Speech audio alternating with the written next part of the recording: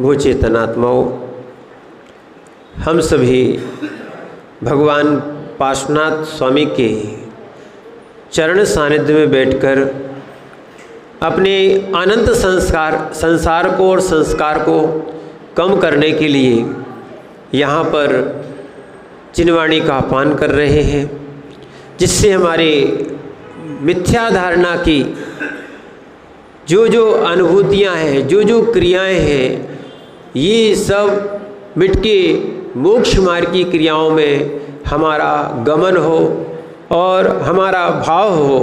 कौन सी जिनवाणी सुनने से कौन सी क्रिया हमारी मिथ्या रूप थी, है, रही है, धारणा भी, ऐसी धारणा को हम जिनवाणी के माध्यम से, जिनेंद्र की वाणी के माध्यम से अपनी इस धारणा को स्वयं ही बदलने का प्रयास करेंगे।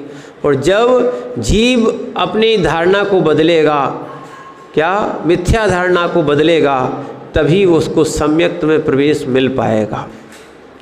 अनंत काल हो गए इस जीव को, विषय कसायों में रहते रहते अनंत काल हो गए, इन्हीं को इसने सत्य माना। वास्तविकता में विषय कसाय जीव का स्वभाव नहीं है, विषय कसाय जीव के ही विभाव हैं। कैसे हैं? विषय कसाय जीव के ही विभाव हैं। इनको समझने के लिए हम जिनवाणी का अध्ययन करते हैं। और जिनवाणी में ये भी कहा है, जैसे जैसे कसाय की मंदता होगी वैसा वैसा गुणस्थान बढ़ेगा। जैसे जैसे मोह की मंदता होगी वैसे वैसे सम्यक्त के निकट आओगे। और जैसे जैसे अनंतानुबंधी कसाय मिटेगी तब जाके जीव सम्यक्त के पास आ सकता है। अन्यथा जिसने अनंतानुबंधी कसाय बंद के रख ली है वो जीव संयम का घात किए बैठा है और उसको चारित्र की उपलब्धि नहीं हो पाती है। इसीलिए स्वयं के चारित्र की उपलब्धि हो, क्योंकि ये परमात्मा बनने में एक सहायक कारण है। क्या है?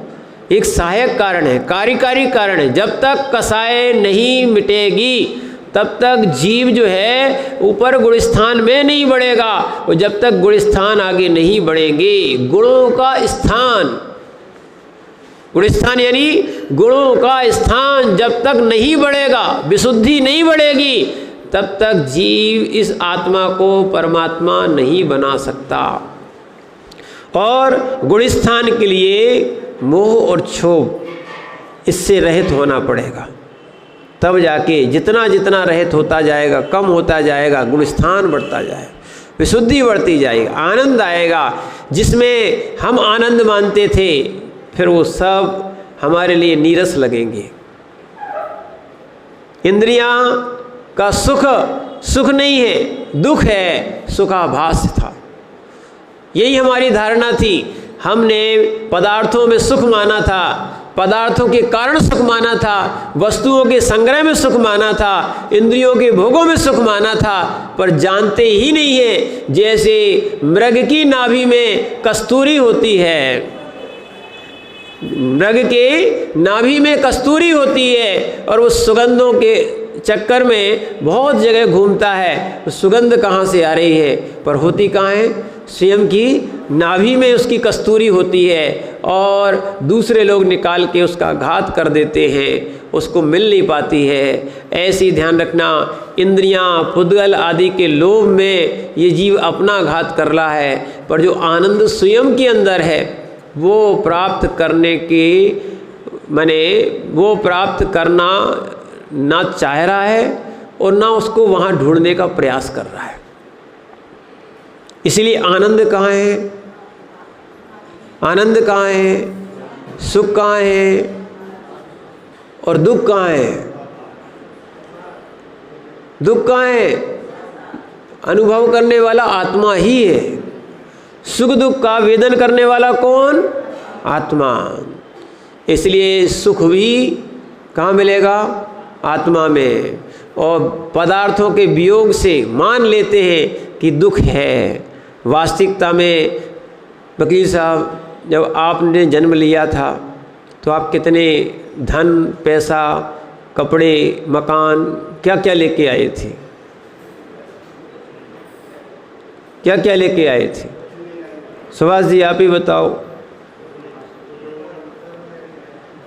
शरद भैया कितने मकान लेके आए थे? कुछ लेके आए थे। अब जा भी रहे हो तो क्या जाएगा? फिर जाने के पहले चला जाए तो फिर विकल्प क्यों?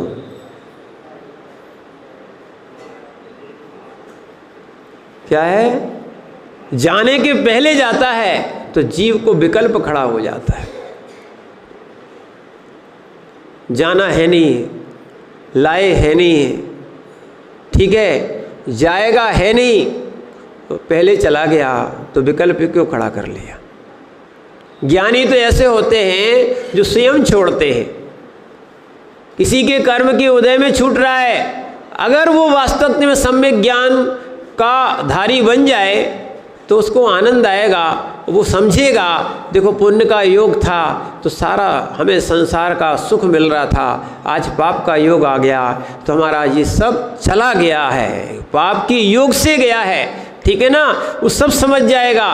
तो इसीलिए अगर अपन समझने लगे, सम्यक ज्ञान वाला जीव समझने लगे, सम्यक दर्शन वाला और सम्यक चारित्र वाला जीव समझने लगे कि ना ले जाना है ना लाए थे और जाना ही है, और ज्ञानी जीव तो छोड़ता ही है, होते हुए भी छोड़ता है, इसीलिए वो दुखी नहीं हो सकता। यहाँ तक कि निश्चय से कर्म भी मेरा नहीं है, कर्म पौद्गलिक है, शरीर भी मेरा नहीं है, छूटेगा ही। क्या है? शरीर छूटने के पहले इससे राग कम कर लो। शरीर छूटने से पहले राग कम कर लो, और राग कम होगा थोड़ी सी विरक्ति और लाओ तो थोड़ा संयम भी धारण करो। कम से कम करना तो पूर्ण रूप से चाहिए था, कम से कम एक देश संयम, अणुरूप में संयम धारण कर लो, अणुव्रती बनो। क्या है? और अभी संस्कार नहीं बनाए तो आगे कैसे व्रती बन पाओगे? क्या है? या तो जिसकी आयु बंद हो गया वो व्रत नहीं ले पाएगा, ठीक है ना, जिसकी मनुष्य, त्रियंच या नरक, कौन कौन सी? मनुष्य, त्रियंच या नरक गति का बंद हो गया, 3 आयु का बंधक जीव व्रती नहीं बन सकता। देख लेना आप कि संयम आ रहा है, व्रत माने आप बढ़ रहे हो तो आपका सोच लेना कि आपका अभी या तो आयु बंद हुआ नहीं है, और यदि हो गया है तो देवायु का हुआ है, तभी आप व्रती बन पा रहे हो। अब हम कहेंगे स्वर्गवासी, सही क्या बोलेंगे? माने हम क्या कहेंगे? आगम कह रहा है, धवला जी की पहली पुस्तक में आया है, 3 आयु का बंद करने वाला जीव व्रती नहीं बन सकता, भाव व्रती नहीं बन सकता। क्या है? और इसलिए लिखा है कि भाव व्रती ही व्रती होता है, भाव वृद्धो ही वृद्धो, दब वृद्धो सुगति ना होई। मूलाचार में लिखा है कि भाव वृत्ति की वृत्ति कहलाता है और उसकी ही सुगति होती है। द्रव्य वृत्ति की सुगति हो या ना हो ये कोई निश्चित नहीं है। इसीलिए यहाँ उस चीज़ को आचार्य महाराज समझा रहे हैं कि वो जिस जीव ने गुणव्रतों को धारण किया था, अपने वो अणु के गुण बढ़ाए थे, अणुव्रतों के क्या बढ़ाए थे? गुण बढ़ाए थे। और एक चीज़ और बता दे रहे हैं, 2 आचार्यों के इसमें 2 मत हैं। एक तो हम पढ़ रहे थे आचार्य भगवंत समंतबद्ध स्वामी के, हमने यहाँ पर भोग परिमाण के यहाँ अतिचार पढ़े थे। तो यहाँ अनुप्रेक्षा किसकी? भोग आदि की, सब प्रकार की अनुप्रेक्षा नहीं करना, अनुस्मृति नहीं करना, अति लौल्यता नहीं रखना, अति तृषा नहीं रखना और अति अनुभव नहीं करना। क्या है? ये चीज़ें नहीं करना चाहिए, अतिचार कहा है। पर जो उमा स्वामी थे, समंतभद्र स्वामी के बाद हुए, इन्होंने थोड़ी सी दया कर दी। क्या कर दी? इन अतिचारों में थोड़े से अतिचार कम कर दिए आपकी। जो ऐसा नहीं कर सकता है तो उन्होंने मात्र भोग परिमाण के अतिचार में कहा है सचित आहार। क्या कहा है? सचित आहार, यानी सचित आहार नहीं करे। सचित समझ गए? जीव सहित। कैसा हो? जीव सहित। ध्यान रखना, जैसे सचित हो गया जल, जिसको मात्र आपने छाना है, जीव सहित हो गया। और यदि उसको प्रासुक कर लिया तो अचित हो गया। ठीक है ना? तो यहाँ बता रहे हैं वो सचित आहार ना करे। वो सचित आहार करता है तो अतिचार। फिर दूसरा दिया है सचित संबंध, यानी सचित का संबंध कर लिया है, सचित का संबंध कर दिया है या तो मिला दिया है। ठीक है ना? सचित को उसमें मिला दिया है, या पत्ते आदि ढांक देते ना, जो पहले ढांकते थे।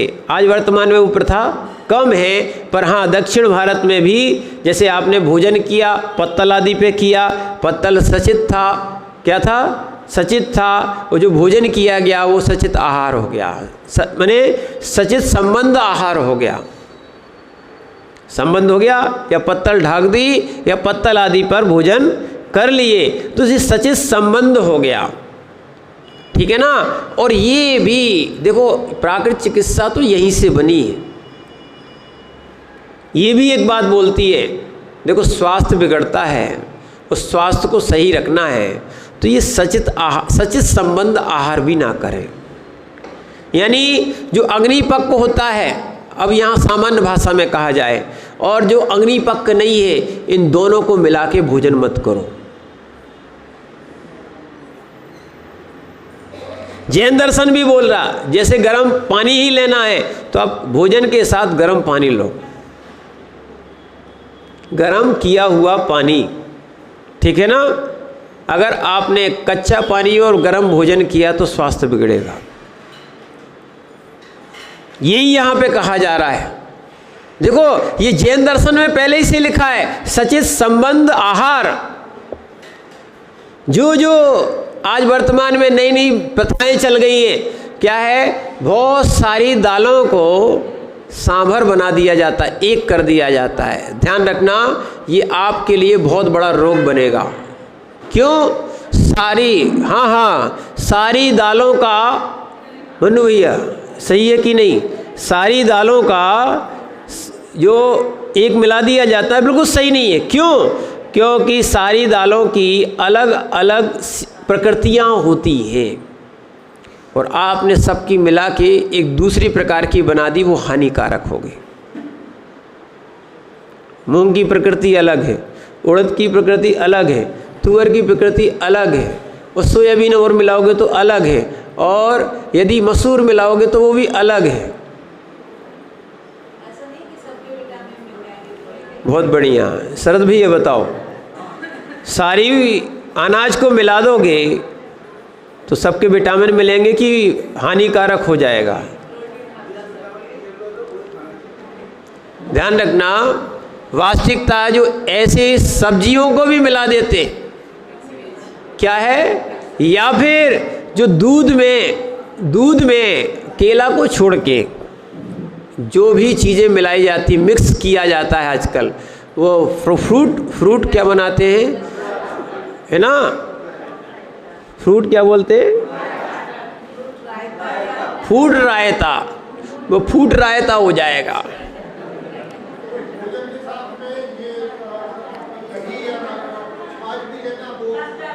ध्यान रखना,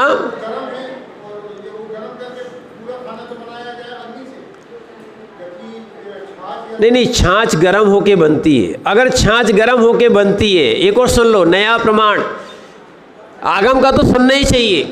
क्या है? हम मानते नहीं है, हम जानते नहीं है, हम करते नहीं है, वो आपकी धारणा अलग है, पर कभी कभी आगम में भी सुनना चाहिए। क्या है? तो आप बहुत सारी बातें क्रिया कोष की उठाओगे, बहुत सारी चीज़ें उठाओगे। वास्तविकता तो ये है कि दुदल जो होता है, क्या होता है? दुदल, दो अन्न वाला। सचिन भैया अच्छे सुन लो, आगम मानना हो तो ठीक है ना। अगर दुदल होता है तो वास्तविकता तो यही है, कच्चे दूध से बनाया गया छाछ और दही, इसका ही दुदल माना जाता है। ऐसा त्रिवेणकाचार्य में श्लोक आया और यही श्लोक सब जगह चलता है। देखो, हमने कहा था आप लोग नहीं मानोगे, इसीलिए हम कहा आप बिल्कुल नहीं मान सकते। क्या है? हम जहाँ जी रहे हैं, हम जो कर रहे हैं, हमने उसको आगम बना लिया। हम आगम को एक तरफ रख देते हैं।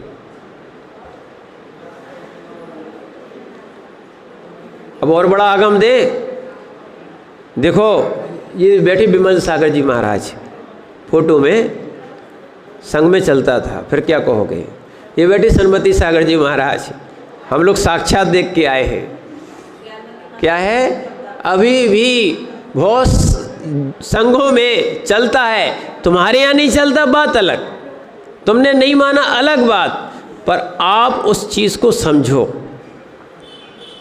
क्या करें? जब तक हम तो ये कहते हैं, सुनना आप थोड़े से अच्छे से, जब वर्तमान के अभी के संस्कार सुभाष भैया नहीं मिटा पाए तो अनादि के संस्कार कैसे मिटाओगे?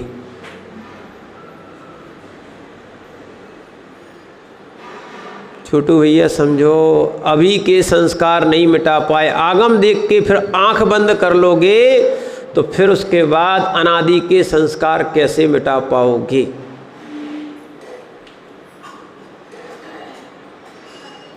आपके यहाँ नहीं चलता, हम लोग भी नहीं लेते नहीं। क्या है? पर उसको मिथ्या दृष्टि कहना, उसको क्या है, हीन चारित्य वाला महाराज कहना। ये बताओ, आपके पास ये डिग्रियां कौन ने दे दी हैं? कौन ने अथॉरिटी दे रखी है? केवली भगवान आपको दे के गए थे, कौन दे के गया था बताओ तो? नंबर देना, डिग्रियां देना, ये कौन ने सिखा दिया आपको? पंथ देना कौन ने सिखा दिया? हमें तो यही समझ में नहीं आता कि इन आचार्यों ने तो ये कोई धृष्टता की नहीं है। क्या है? मोक्ष मार्गी बने हैं, बनाया है, उन्होंने मोक्ष मार्ग से गिराया नहीं है। तेरा पंथ, शुद्ध तेरा पंथ, अब कौन सा आएगा? फिल्टर तेरा पंथ कौन सा आएगा? अब फिर फिल्टर तेरा पंथ, फिर आरो पंथ बनाओ ना, क्योंकि और प्योर हो जाएगा। प्योर पंथ क्या बनाओगे आप? कितना बनाओगे? यानी जो तेरा पंथ था वो अशुद्ध हो गया, अब शुद्ध वाला शुद्ध है। ये तो ऐसा हो रहा है जैसे कंपनी नए नए मॉडल बनाती है। वकील साहब, मन्नू भैया, ऐसे ही है कि नहीं? कंपनी नया नया मॉडल बनाती है, बनाती कि नहीं बनाती? नया नया नाम देती है। तो ऐसे ही कसाय के वश जीव ने अपनी इच्छाओं की पूर्ति के लिए, अपने आगम को, मनमानी को जिनवाणी बनाने के लिए उन्होंने नए नए पंथ का नाम दे दिया है। आगम एक ही है, एक ही था और एक ही रहेगा। अन्यून मनतिरिक्तम। पढ़ो, क्या है? इसके सम्यक ज्ञान की परिभाषा पढ़ो, इसमें ही लिखा है। सचिन भैया खोल के बता दो उनको। अन्यून मनतिरिक्तम याथा तथम चना विपरीता निस्संदेहो वेद्य तदा हुज माँ गमना। यानी जो अन्यून, ना तो न्यून करना ना अधिक करना, बार बार कह रहे हैं। एक तो निशंकित अंग और दूसरा ये है सम्यक ज्ञान का लक्षण। क्योंकि अगर शंका रहेगी तो तुम सम्यक दृष्टि नहीं हो सकते, और यदि छोटा तुमने काटा पीटा बढ़ाया है ना, और विपरीतता की, संशय किया, संदेह किया, तो सम्यक ज्ञान नहीं होना है। करो संशय। अब सुभाष जी बोलो, बोलो। अब कल हमने आपको बताया था क्या, आचार्य वीरसेन स्वामी ने उभय वाक्य प्रमाण लिखा है। दो आचार्य के दो प्रमाण लिखे, उन्होंने कहा उभय वाक्य प्रमाणम, क्यों? हम दोनों बातों को स्वीकार करते हैं। यहाँ भी दो आचार्यों की बात आ रही है, एक समंतबद्ध आचार्य की, एक उमा स्वामी की। उन्होंने दोनों को भिन्न भिन्न अतिचार कहे हैं। समझना इस बात को, क्यों? क्योंकि अगर ये चीज़ नहीं समझी, एक को सत्य और एक को असत्य बना दिया, तो भाई साहब बेमिथ्या दृष्टि हो या ना हो, तुम जरूर हो जाओगे। इसीलिए वीरसेन स्वामी कह रहे हैं इल्लाचार्य जिब्बा ना लज्जे, दोनों आचार्यों के वाक्यों में मेरी जीव नहीं लगी। मैं दोनों लिखूंगा, उभय वाक्य प्रमाणित कहूँगा, मैं जीव नहीं हिलाऊंगा। ये तो जीव हिलाने वाले आगम की ये कहा जाए भय नहीं करा रहे, पर ना विपरीत बोलोगे तो बोलना पड़ेगा, विपरीत करोगे तो करना पड़ेगा, कहना ही पड़ेगा। और वो भी कहेंगे अपनी मन की नहीं, आगम की। क्या है? इसीलिए ध्यान ना, दोनों वाक्यों को कौन ने? वीरसेन स्वामी ने दोनों वाक्यों को कहा है क्या? उभय वाक्य प्रमाणम, दोनों वाक्य प्रमाण हैं, किसी को असत्य नहीं कहा। तुम्हें नहीं मानना तो नहीं मानो, तुम मनमानी तो कर ही रहे हो, जिनवाणी कहाँ कर रहे हो, कहाँ पढ़ रहे हो? क्या है? खूब करी है मनमानी, हृदय धरी ना नहीं धरो। यही, और गाते भी जा रहे हो, करते भी जा रहे हो, वही हो गया तोता का हाल। क्या हो रहा कि शिकारी आता है, जाल फैलाता है, सचिन भैया दाने का लोभ दिखाता है, पर दाने में हमें, मैंने जाल में हमें नहीं फंसना है, और फंसते ही जा रहे हो, फंसते ही जा रहे हो, कहते ही जा रहे हो, और उसके बाद भी फंसे बैठे हो, मान है नहीं रहे हो, मनमानी कर लो। आगम के विपरीत मत चलो। अगर नहीं कुछ आता है, आज्ञा सम्यक्त जो भगवान ने कहा है, जैसा कहा है उसको अपन न वैसा जानना, वैसा मानना, ये आज्ञा सम्यक्त है। बाकी तो आगे श्रद्धान और भी प्रकृति क्षय वगैरह जो है ना, वो इसी से ही हो जाएंगे। जो भगवान ने कहा है उसको श्रद्धा से स्वीकार करो, कोई तर्क नहीं।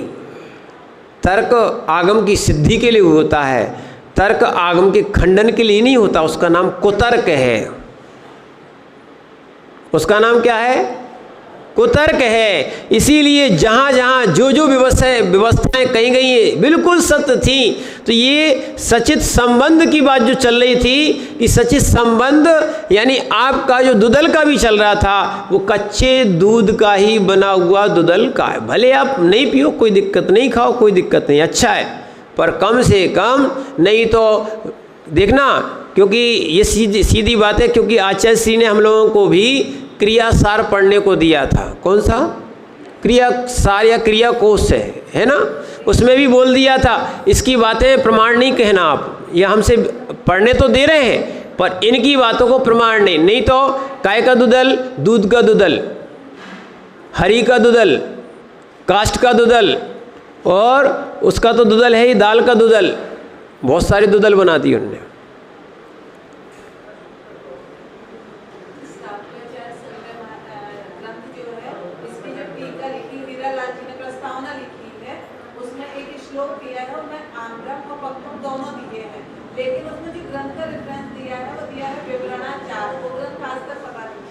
पर ध्यान रखना, वो ठीक है उनको मिला होगा, पर हमारा ये कहना है दो विधियाँ, प्रासुक करने की भी दो विधियाँ हैं। एक तो मूलाचार में ही है, और मूलाचार के नीचे एक गाथा दी है, प्रासुक करने की विधि भी भिन्न है। सब चीज़ों को गर्म नहीं किया जाता। एक और ध्यान रखना, नहीं तो आप कुछ चीज़ों को गर्म कर दोगे तो वो चलित रस में हो जाएगा। क्या हो जाएगा? अब कोई जो संग लेते हो, हम उनका विरोध नहीं कर रहे, आप तो जिनके संग में जो चलता हो चलाएं, पर आगम आपको दिखाना आवश्यक ही है। आगम चक्कू साहू क्या है? आगम चक्कू साहू, आगम ही देखना पड़ेगा साधुओं के लिए। कुंद स्वामी ने लिखा है, कौन नहीं मानता इस बात को? कुंद आमनाय को मानते और उनकी बात नहीं मानते। क्या है? इसीलिए समझना, सचित आहार यानी गरम और ठंडी वस्तुओं को आपको मिला देना, सचित संबंध आहार। क्या हो गया? इसको जो जो भोजन करेंगे ये अतिचार भी है। कौन से? भोगो भोग परिमाण में। कौन कौन से? सचित आहार, सचित संबंध आहार और सचित संबंध मिश्र आहार।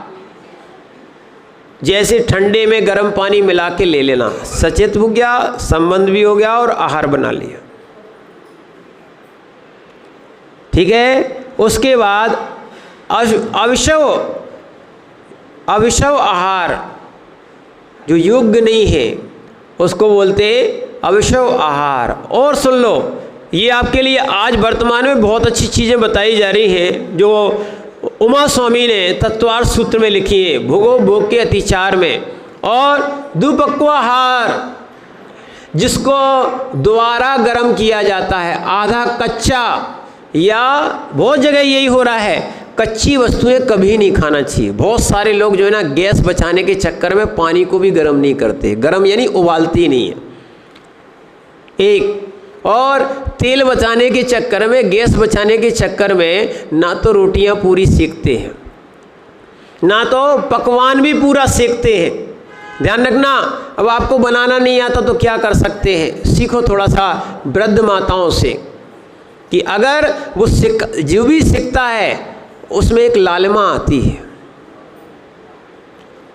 आटा भी सीखता है तो उसकी खुशबू भी आती है और लालिमा भी आती है।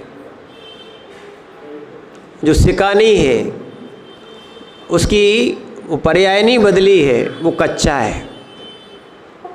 बहुत सारे कंपनी वाले, ध्यान रखना, जो आप बाजार के सेव खाते हो ना, ये फैक्ट्री में और ऐसी मशीनें आ गई, वही तेल भी निकाल लेती हैं और पूरा नहीं सेकती हैं, कच्चा होता है। और जो भी व्यक्ति इनको खाएगा उसको नियम से पेट के रोग होंगे, क्योंकि सिके ही नहीं है। सफ़ेद होना चाहिए, सफ़ेद होता है माने कच्चा होता है। जला भी नहीं खाना, यहाँ दुपक्वाहार, ना तो कच्चा ना द्वारा गर्म किया हुआ ना जला हुआ। जला खाओगे तो अभक्ष, जली वस्तु खाओगे तो अभक्ष, कच्ची वस्तु खाओगे तो पेट खराब, ठीक है ना, स्वास्थ्य बिगड़ेगा। और दोबारा गर्म करोगे, जैसे रोटी को, सब्जी को, बहुत सारे लोग ये गर्म करके खाते हैं 2 बार, और जिसने 2 बार गर्म किया उस सारी सब्जियों के, सारे भोजन का गुण धर्म समाप्त हो जाता है। केले को, आम को एक उदाहरण दे रहे हैं, इनको पकाने के बाद फिर पकाना तो क्या होगा, सड़ जाएंगे, हो जाएगा कि नहीं। ऐसे ही जो भोजन बनाया जाता है उसको दोबारा गर्म नहीं किया जाता। भले आप गर्म करते हो, सारे गुण धर्म नष्ट हो जाते हैं। और जो व्यक्ति होटलों पे भोजन करते हैं ना, मालूम है ये कैसा रहता है, होटलों पे जितना भी भोजन बनता है वो बना के स्टोर करके रख लेते हैं। जब जो व्यक्ति आता है वो फ्राई पैन से उसको दोबारा उसको गर्म करेंगे, बाकायदा उसको बघार लगाएंगे, गर्म करेंगे और दे देंगे। सबसे ज़्यादा हानिकारक है। यहाँ तक एक और ध्यान रखना, आपको नई चीज़ और सुनने मिलेगी, जो तेल भी होता है ना, तेल कच्चा खाने का सबसे ज़्यादा सुंदर होता है। अगर उसको तुमने गर्म कर दिया, और यहाँ एक ड्यूड़ शब्द आता था, ड्योड़ा हो गया, डेढ़ लग गई, क्या बोलते थे ऐसे, डड़ेल, अब क्या लग गई। अगर तेल को द्वारा भी उसमें प्रयोग कर दिया, उसमें सामग्री निकाली, वो भी हानिकारक है। और बाजार में क्या होता है, उसी में बार बार मिलाते जाते हो, निकालते जाते। घर में भी करोगे तो नुकसानदायक है। इसीलिए ध्यान रखना, क्या जो आपका जो तेल आ रहा ना, तेल बिल्कुल सफ़ेद होना चाहिए, चिपचिपा नहीं होना चाहिए। समझना, इसको क्या है, बार बार गर्म किया जाता है, और गर्म करने में इसके गुण धर्म सब खत्म हो जाते हैं और हानिकारक और हो जाता है। इसीलिए कच्चे घानी का जो भी तेल मिलता है और जो आवश्यक है उस चीज़ों को वैसा ही लेना चाहिए, अन्यथा आपके लिए ये शरीर के लिए भी नुकसानदायक है। और ये अतिचार भी दिया है। क्या क्या दिए हैं? सचित आहार, सचित संबंध आहार, सचित सम्मिश्र आहार और आवश्यक आहार और दुपक्व आहार।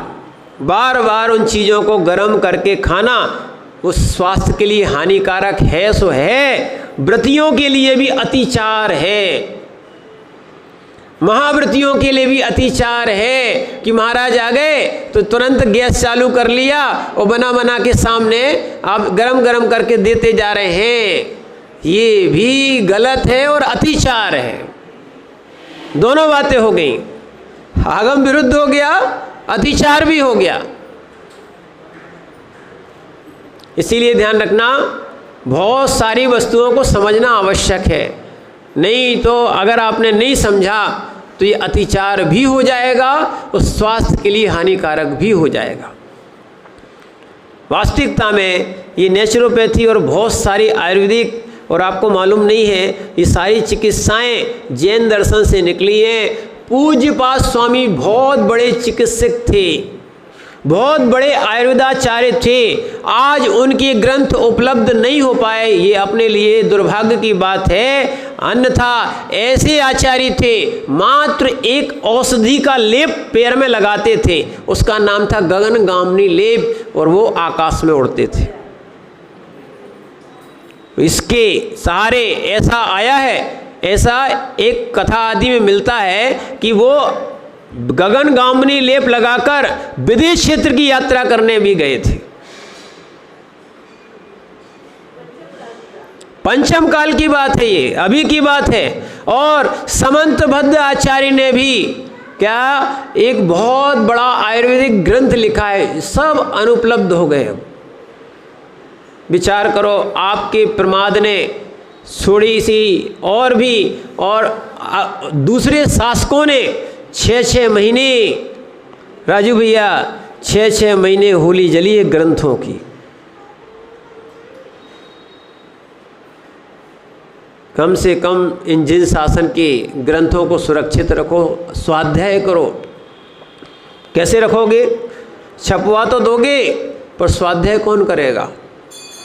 दो बातें, स्वाध्याय नहीं करोगे तो ज्ञान का विकास नहीं होगा, अज्ञान का ह्रास नहीं होगा, अज्ञानता दूर नहीं होगी, मिथ्यात्व नहीं जाएगा। वो समझ में आएगा कि हमारी मान्यता क्या है। किसी का पढ़ा हुआ, किसी का सुना हुआ ठीक है, सुन लो, ठीक है, हम भी बोलते हैं, देखना हम भी बोलते हैं, अगर उसका प्रमाण नहीं दिया तो प्रमाणित नहीं है।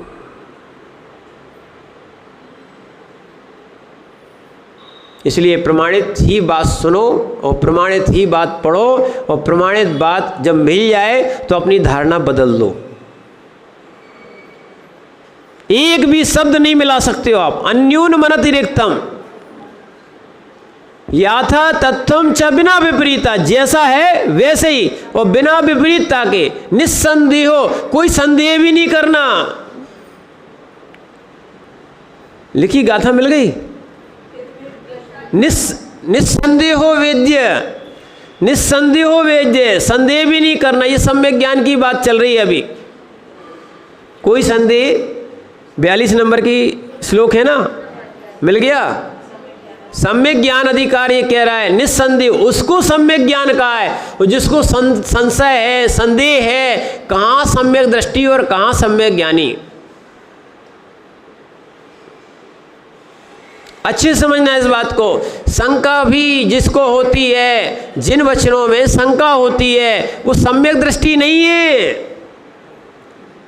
हाँ, जिज्ञासा हो सकती है, पूछ लो, कोई दिक्कत नहीं है, पर शंका नहीं होना चाहिए। इसलिए आचार्य महाराज समंतभद्र स्वामी ने ये जहाँ आपके 8 अंग का वर्णन किया है, उसमें सबसे पहला अंग कौन सा है? निशंकित।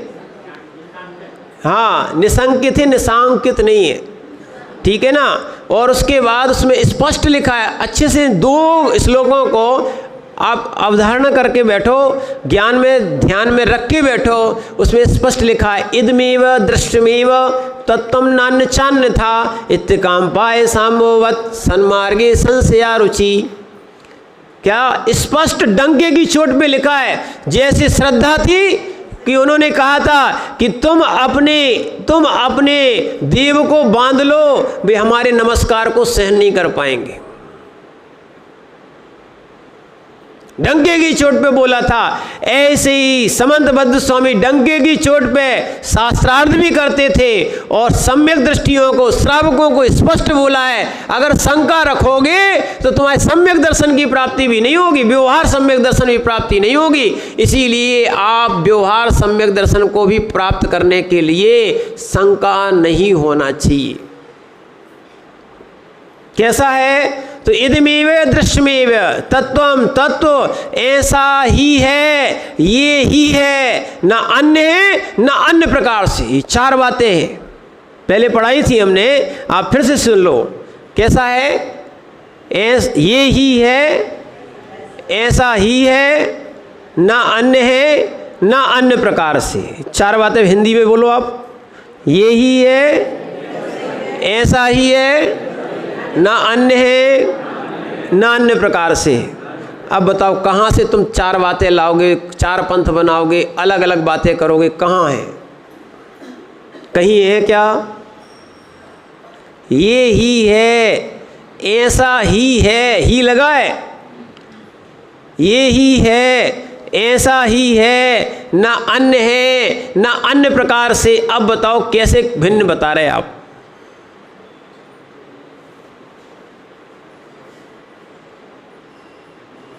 इसलिए ध्यान रखना, आचार्यों ने सम्यक प्रूपणा की है। तीर्थंकर 24 हो चुके, भगवान अनंत हो चुके, आचार्य भी बहुत हो चुके, गणधर भी बहुत हुए। किसी ने भी ये दुस्साहस नहीं किया कि जिन धर्म के भिन्न भिन्न पंथ और विभाग बना दिए जाएं या उसकी बात को मिथ्या कह दिया जाए। ये तो दुस्साहस मात्र मिथ्या दृष्टि के अलावा कोई नहीं कर सकता कि पूर्वाचार्यों को मिथ्या कह दे, झूठा बोल दे, उनके पंथों को अशुद्ध पंथ कह दे। कोई पंथ आचार्यों ने नहीं बनाए। क्या है? किसी भी तुम्हें लगा है ना, बहुत सारे लोगों को 13 लिख दो, 20 लिख दो, 13 लिख दो, 20 लिख दो। कहीं कोई आचार्य महाराज ने 13 पंथ कहीं कोई व्याख्या ही नहीं की, किसी भी ग्रंथ में नहीं है। भिन्न भिन्न प्रकार की मान्यताएं कि वो भट्टारक जी आए थे, वो काष्ठा संघ आया था। अरे काष्ठा संघ को भी समझो, उत्कृष्ट संघ का नाम था काष्ठा संघ। लोगों ने भिन्न भिन्न मान्यताएं दे दी। क्या कि पहले काष्ठ की मूर्ति होती थी, वो जो अभिषेक कराते थे, पंचामृत कराते थे, वो काष्ठा संघ के नाम से हो गया, वो अशुद्ध संघ हो गया, वो अप्रमाणित हो गया। अरे पहले आप आगम पढ़ो ना, कि मंच मिल गया, माइक मिल गई, पीछे मिल गई, कुछ भी बोलो।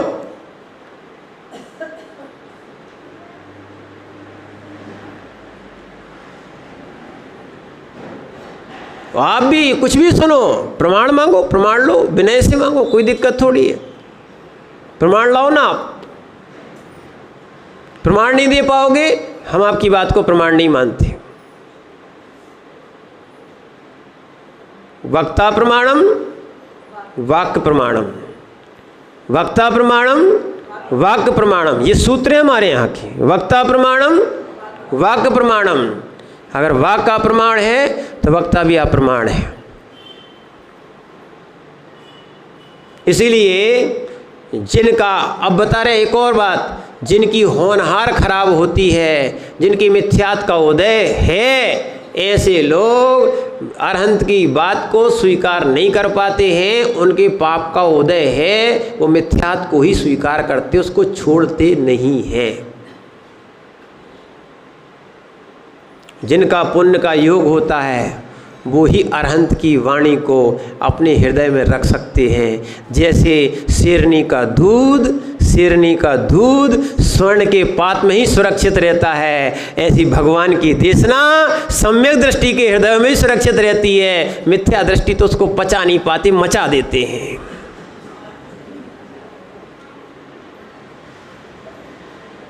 क्या करें?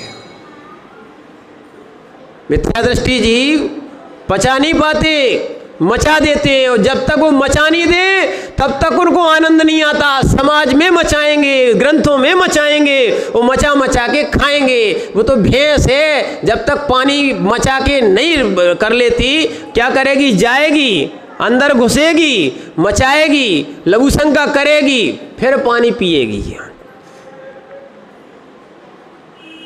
समझना, ये धवला जी में लिखा है, ऐसे ऐसे श्रोता जिनवाणी सुनने के पात्र नहीं है। ये शुरू में ही लिख दिया धवला जी में कि कौन कौन जिनवाणी सुनने के पात्र हैं। क्या है?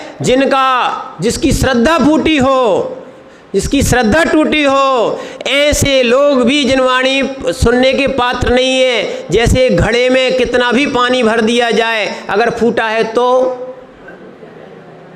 कितना ही भरते रहो, जाएगा क्या? ये धवला जी के लिखे हुए बात बता रहे हैं आपको, जाएगा क्या? कितना ही भरते रहो, 3 काल में ब्रह्मा तक नहीं भर पाएंगे। भर पाएंगे क्या? और यदि सुनना, ये बहुत से उदाहरण दिए, यदि आपका घड़ा उल्टा हो तो कितने नल के नीचे बैठे रहो, भर पाएगा क्या? ठीक है, सीधा भी हो, फूटा भी नहीं हो, पर ऊपर क्या लगा हो? पारा। क्या लगा हो? पारा, यानी प्लेट। क्या लगी हो? श्री भैया क्या लगी हो? थाली नहीं, प्लेट। अब कहना पड़ेगी प्लेट। अगर ऊपर लगी हो तो अंदर पानी जाएगा क्या? कोई भर पाएगा क्या? ऐसी मिथ्यात की प्लेट लगी है, कैसे अंदर जाएगा? सब कुछ अच्छा है, भव्य भी है, सब बातें। इसीलिए वो पुण्यात्मा जीव ही, सही बात बताएं, पुण्यात्मा जीव ही इन जिनवाणी को धारण कर सकते हैं। नहीं तो सदोष जिनवाणी में भी, निर्दोष जिनवाणी में भी सदोषता दिखलाएंगे, दोष दिखलाएंगे।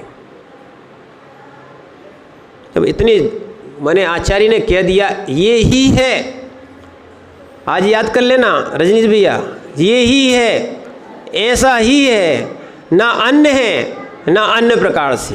फिर से बोलो,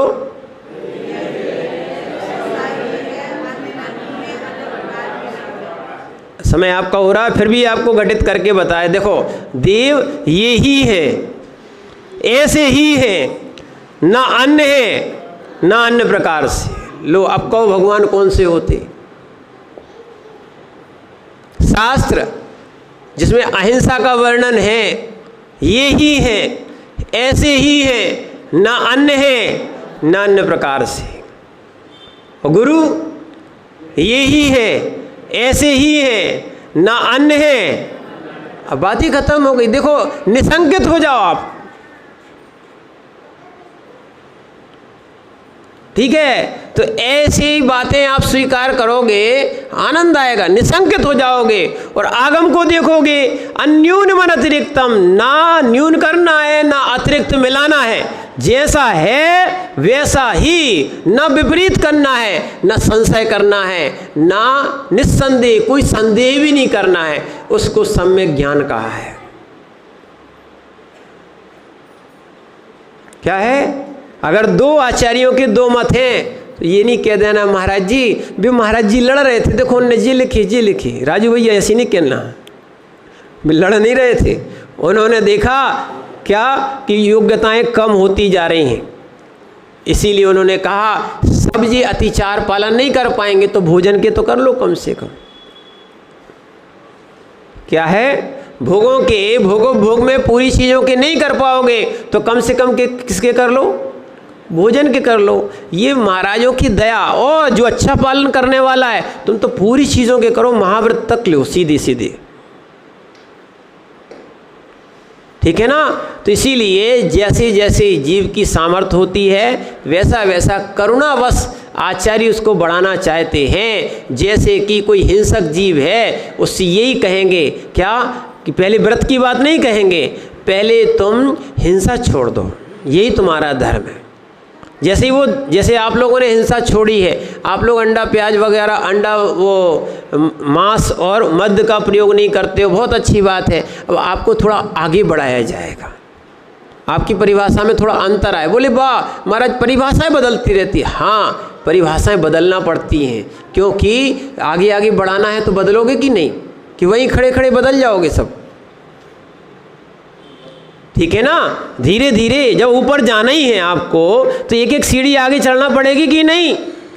बोले नहीं एक सीढ़ी चढ़ा दो सब ऊपर चढ़ गए, कैसे चढ़ा दें एक सीढ़ी तो होती ही नहीं इतनी बड़ी, समझना। तो इसीलिए जैसे जैसे आचार्य जैसे जैसे काल में जो लोगों की क्षमता देखते गए वैसा वैसा उन्होंने बढ़ाने का प्रयास किया, पर बढ़ाएंगे वहीं तक।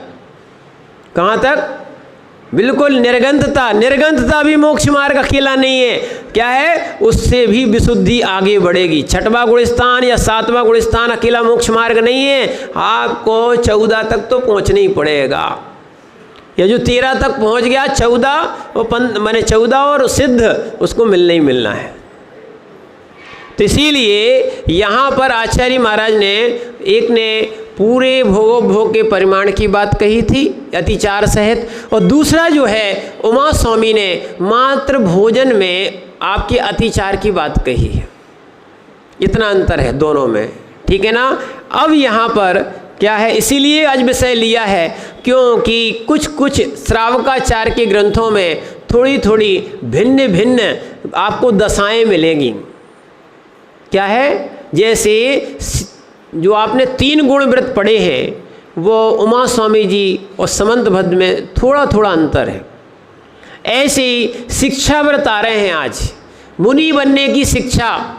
ये कोई युद्ध कराने की शिक्षा नहीं है कि महाराज उनके संग के कुछ और नियम है, नहीं, सब मोक्ष मार्गी है। सबको एक ही ध्येय है, कर्म क्षय करके मोक्ष प्राप्त करना। क्या है? कर्म क्षय करके मोक्ष प्राप्त करना। यही एक मुमुक्षु का, एक मुनि का, एक व्रती का, एक सच्चे श्रावक का, सम्यक दृष्टि का यही सोच होना चाहिए। ठीक है। तो यहाँ पर आचार्य महाराज शिक्षा व्रत बता रहे हैं। जो मुनि बनने की शिक्षा देते हैं उसको क्या बोलते हैं? शिक्षा व्रत।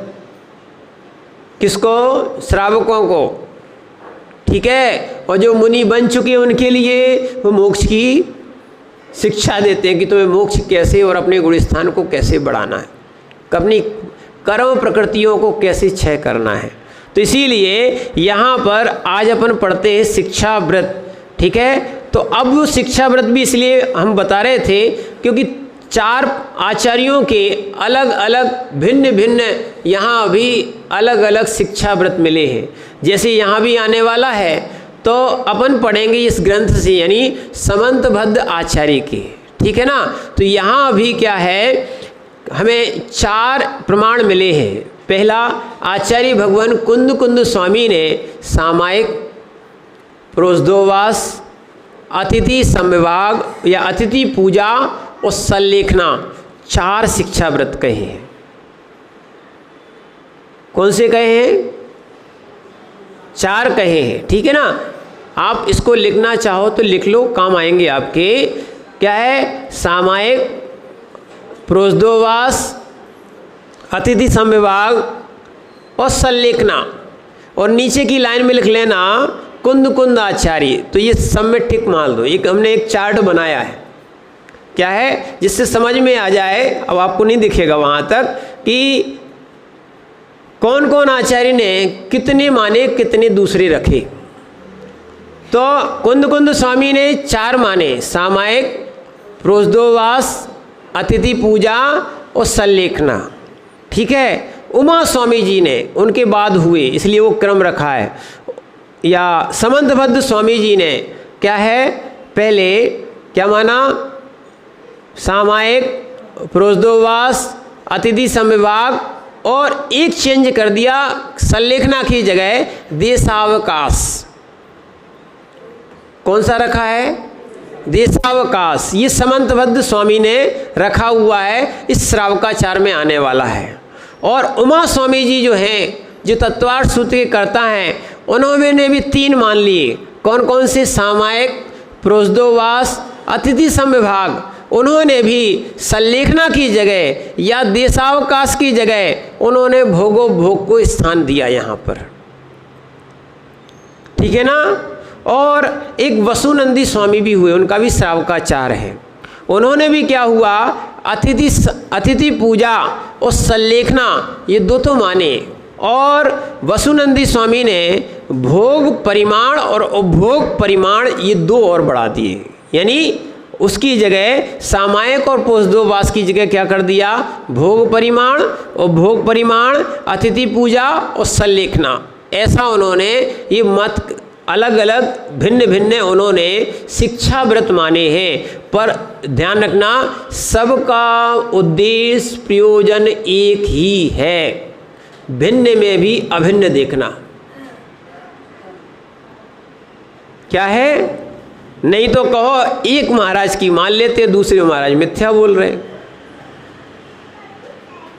नहीं है। क्या है? इसीलिए इस चीज़ को समझने का प्रयास करो। यहाँ आचार्यों ने जो शिक्षा व्रत कहे, जो ग्रंथ सामने रखा है, उनके सामने अपन उनकी बात कहेंगे, मानेंगे। आगे ग्रंथ और भी हैं, जितना जितना अपन पे बनता जाए उतना उतना आप बढ़ते जाओ, ठीक है ना।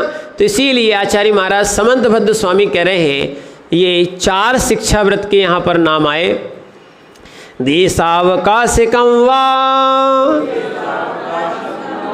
सामायिकं प्रोषधोपवासस्तु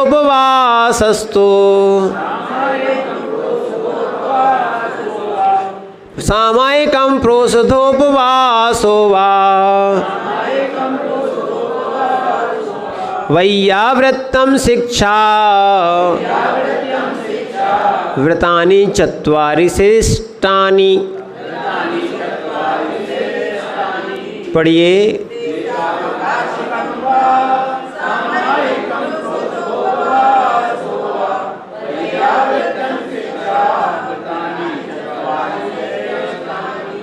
यानी सबसे पहला देशावकाश, दूसरा सामायिक, तीसरा प्रोषधोपवास, चौथा वैयाव्रत। क्या किया इन्होंने? वैयाव्रत, वैयाव्रत में डाल दिया है। इसीलिए इनको अलग अलग, क्योंकि समझोगे तो आनंद भी आएगा। कहीं बहुत सारे जो शब्द अलग अलग किए हैं, मात्र संज्ञाएं अलग की हैं, पर उनका अर्थ, उनकी क्रियाएं एक दूसरे में शामिल हैं। कैसी हैं? किसी ने भेद करके लिखा है, किसी ने अभेद करके लिखा है, किसी ने एक में ही शामिल कर लिया है, किसी ने अलग अलग शामिल किया है। समझना, जैसे रस जो है ना 5 होते हैं। कितने होते हैं? वैसे 5 होते हैं, पर 6 हो गए। मधुर एक रस है, मधुर में नमक भी आता है और मीठा भी आता है। जब 5 माने गए हैं रस, तो उसमें मधुर क्या माना गया है? मधुर। मधुर 2 प्रकार का होता है, अकेला मीठा नहीं होता है। क्या होता है? नमक भी मधुर होता है। कोई कहेगा नमक कैसे मधुर होता है? खारा होता है वो तो। नमक के बिना भोजन करके देख लेना।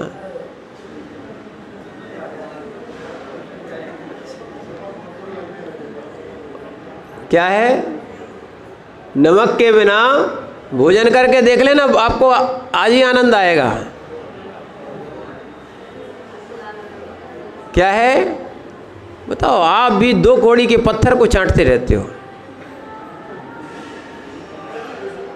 पत्थर खा रहे हो, पत्थर। सुभाष जी, खाने की चीज़ है, पत्थर खाने की चीज़ है, उसके बिना रह नहीं पाते हो आप। बताओ कैसी अज्ञानता है।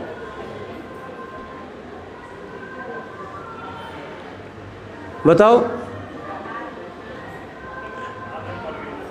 आदत पड़ गई पत्थर खाने की। बहुत बढ़िया। देखो कैसे कैसे विकल्प आते लोगों को। इसीलिए ध्यान रखना, अब उसको मधुर में, अब जब उसको अलग अलग कर देंगे, मीठा अलग और खारा अलग, तो क्या हो जाएंगे? 6 हो जाएंगे। और 7वां आपने हरी और जोड़ दी तो क्या हो गई? 7 रसी हो गई। ऐसी कहीं अभेद विवक्षा की जाती है, कहीं भेद विवक्षा की जाती है। समय आपका हो गया। अपन और इस विषय को, शिक्षा व्रतों को क्या क्या उनने कहा है, तो इन शिक्षा व्रतों की अलग अलग परिभाषा आचार्य महाराज आगे बताएंगे, हम उसको समझने का और अंदर उतारने का प्रयास करेंगे कि सुनना भी है और अंदर सुन के कुछ परिवर्तन भी करना है। ओम नमः सिद्धेभ्यः।